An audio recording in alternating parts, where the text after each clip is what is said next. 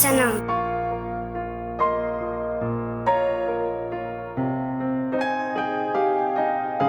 யாக்கோபு 4:8 முதல் 10 வசனங்கள். தேவனிடத்தில் சேருங்கள், அப்பொழுது அவர் உங்களிடத்தில் சேருவார். பாவிகளே, உங்கள் கைகளை சுத்திகரியுங்கள். இருமனமுள்ளவர்களே, உங்கள் இருதயங்களை பரிசுத்தமாக்குங்கள். நீங்கள் துயரப்பட்டு துக்கித்து அழுங்கள். உங்கள் நகைப்பு துக்கிப்பாகவும் உங்கள் சந்தோஷம் சஞ்சலமாகவும் மாறக்கடவது. கர்த்தருக்கு முன்பாக தாழ்மைப்படுங்கள், அப்பொழுது அவர் உங்களை உயர்த்துவார்.